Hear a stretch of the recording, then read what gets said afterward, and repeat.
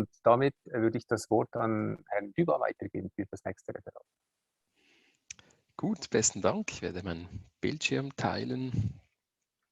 Ich hoffe, dass das gut sichtbar ist. Ja. Et on m'a demandé de faire cette présentation en français, ce que je vais faire très, très volontiers. Je me présente donc Daniel Dubas, je suis le délégué du Conseil fédéral à l'agenda 2030 et également membre de la direction de l'ARE, de l'Office fédéral du développement territorial. Par contre, je ne suis pas un aménagiste, je suis plutôt un généraliste du développement durable et je vais donc vous parler brièvement de certains points, notamment vous parler aussi de la stratégie du Conseil fédéral pour le développement durable 2030, qui est une stratégie que le Conseil fédéral a adoptée hier, dans sa séance de hier, avec également un plan d'action jusque de 2021-2023. Et je vais vous présenter ça aussi en lien avec les différents outils de la Confédération au niveau stratégique dans le domaine du développement territorial. En gros, voilà, ce sont donc ces deux questions que je voudrais aborder. Je vais vous parler de l'agenda 2030 pour le développement durable et de ses 17 objectifs de développement durable en tant que cadre de référence du développement durable au niveau mondial et où le climat joue aussi un rôle important.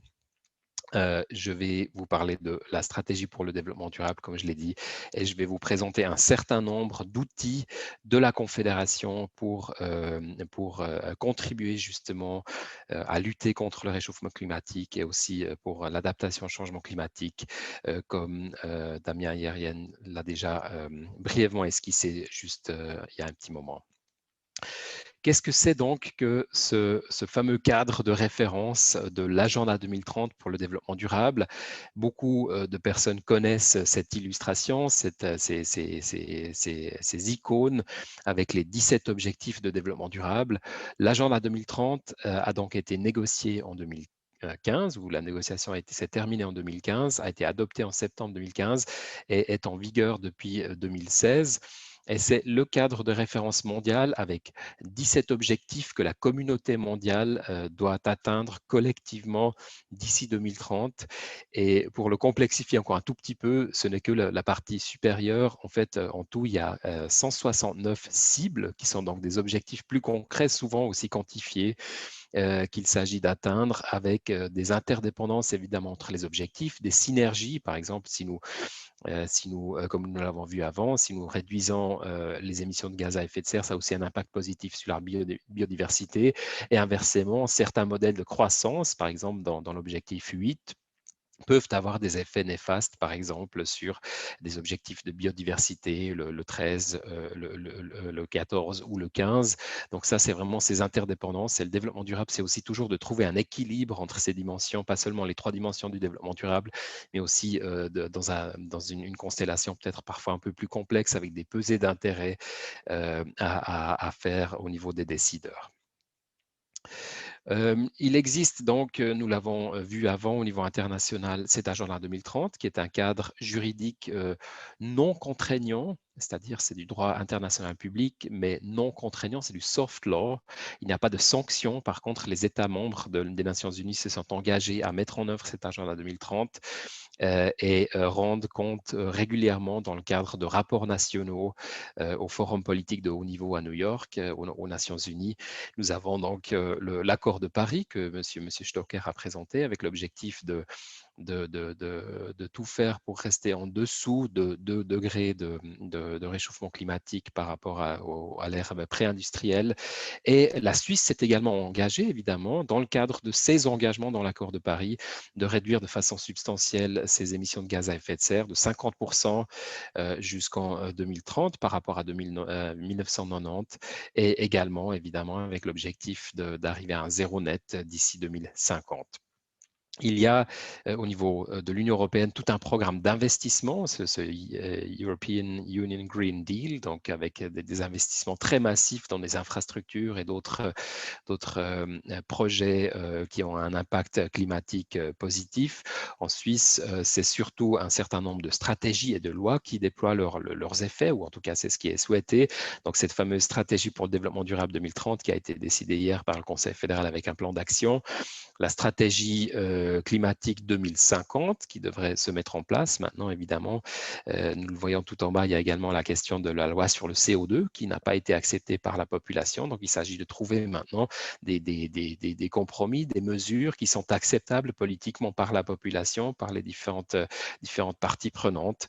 Et ensuite également, donc ça c'est vraiment pour un objectif 2030 et une stratégie climatique 2050 où il s'agit vraiment d'aller à zéro net, donc de réduire quasiment à zéro les émissions directes, de veiller aussi à la consommation, comme l'a dit M. Stocker, parce que ne l'oublions pas, à peu près 3/4 de notre empreinte carbone, notre empreinte climatique, est dans la consommation de produits et de services que nous importons en Suisse. C'est seulement 1/4 à peu près qui sont les émissions directes de nos usines, de nos voitures, de nos chauffages à mazout.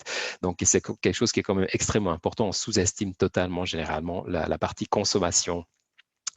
Donc extraterritoriale, mais par la consommation de la population suisse.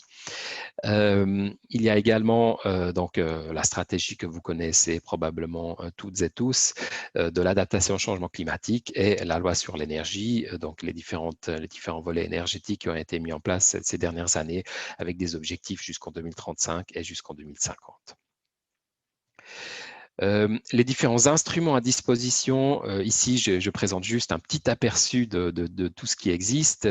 Pas tout ce qui existe, ce n'est pas une liste exhaustive évidemment. Il y a entre autres la stratégie biodiversité suisse sous la direction de l'OFEV avec un plan d'action, la politique des espaces ruraux et des régions de montagne, où l'arrêt joue aussi un rôle évidemment important, la stratégie pour le sol, nous l'avons vu, avec aussi un objectif zéro net d'ici 2050, mais pour la perte de terre, de sol.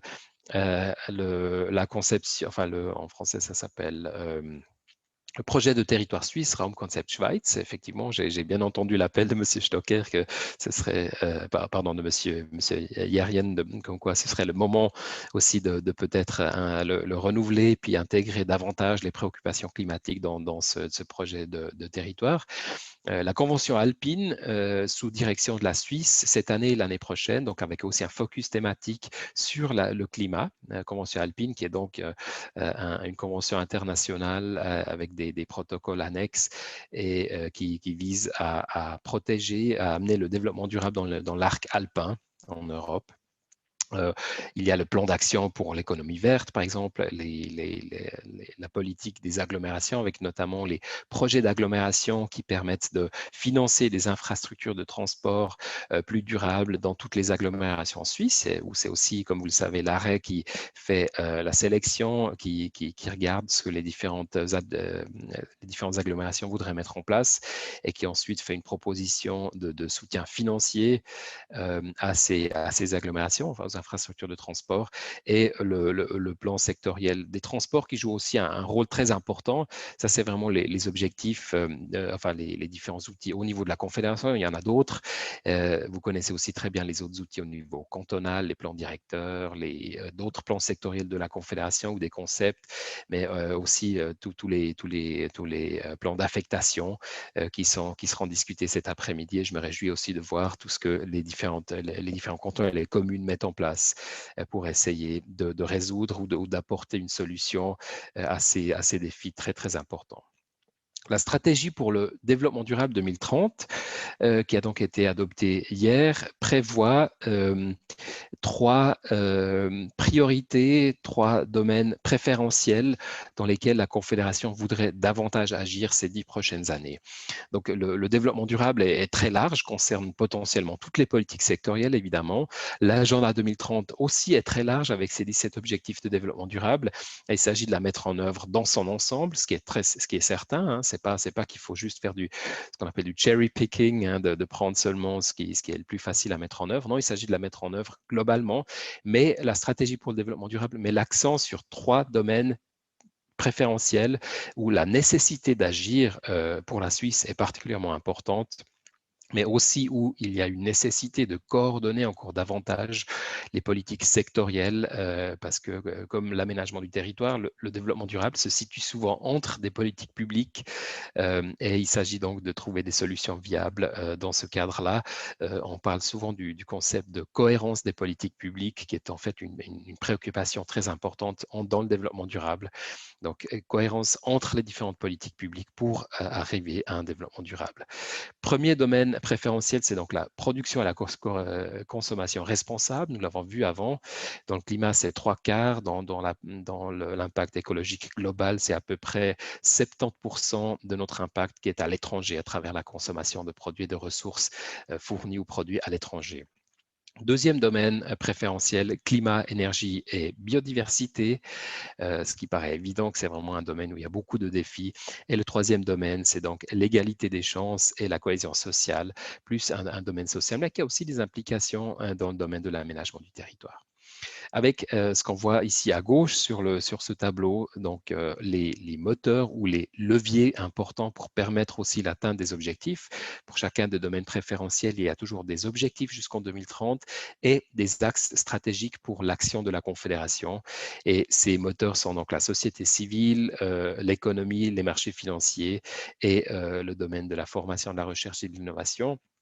Et last but not least, ces stratégies concernent pas seulement les politiques publiques, c'est-à-dire ce qu'on exige des autres acteurs sociétaux, mais également la Confédération en tant qu'exemple, l'exemplarité de la Confédération dans les domaines, par exemple, des investissements, de la gestion stratégique des entreprises publiques, les achats publics, l'aspect de consommation des ressources de l'administration fédérale, les conditions de travail, politique du personnel, etc. Donc ça, c'est aussi un domaine qui est dans cette stratégie pour le développement durable.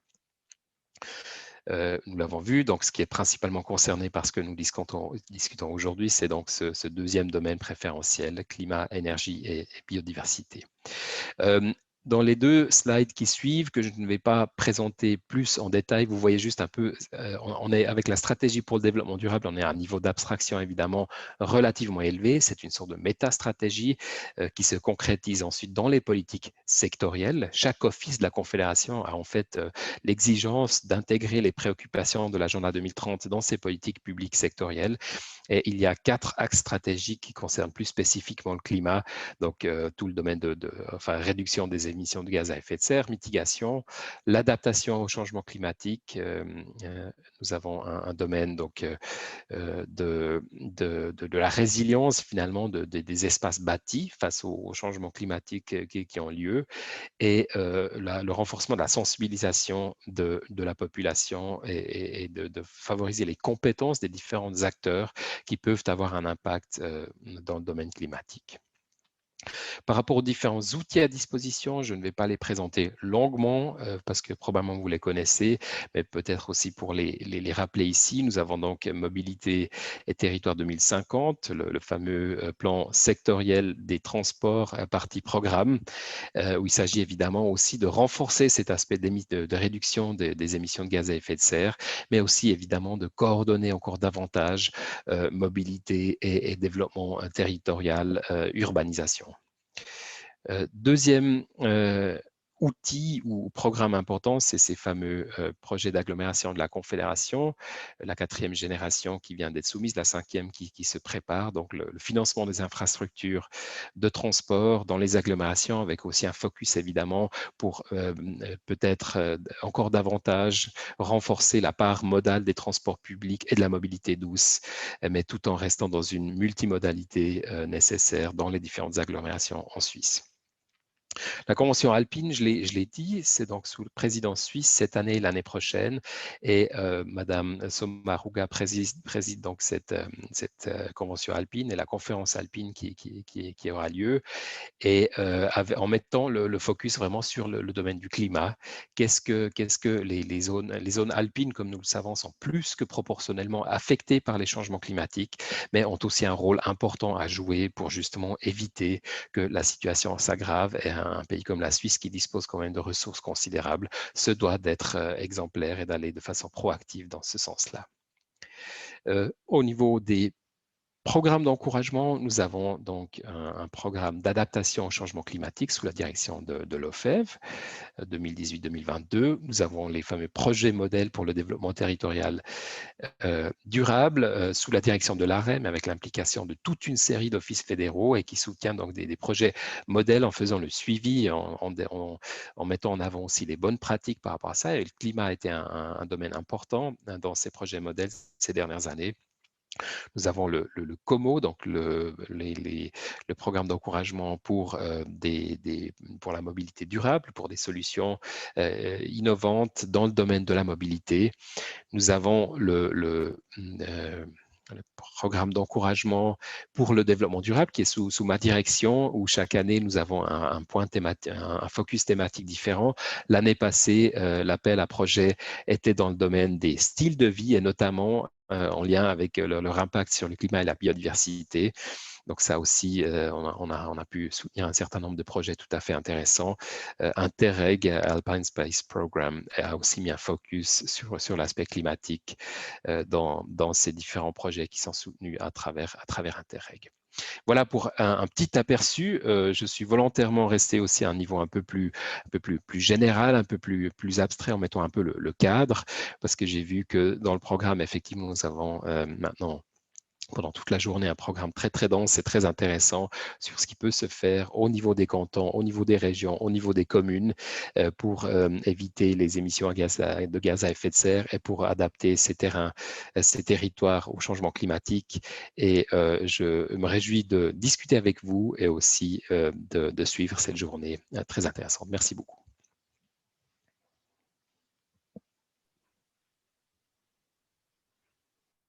Merci beaucoup, Monsieur Dubas, pour cette belle vue d'ensemble. J'ai juste vu sur le Padlet en parallèle une question qui a été posée par des participants et qui demande est-ce que la Suisse prend-elle vraiment au sérieux ses engagements de protection du climat et de sa population? On pourra y répondre dans le moment de discussion qu'on aura après. Vous pouvez, cas échéant, aussi aller directement en tant qu'intervenant sur le Padlet pour y répondre partiellement. Mais avant de commencer cette discussion, je passe avec plaisir la parole à Madame Franziska Schwarz, qui est sous-directrice de l'Office fédéral de l'environnement et directrice des divisions eau, biodiversité et paysage, sol et biotechnologie et de la section études impact de l'environnement et organisation du territoire. Il y en a plusieurs.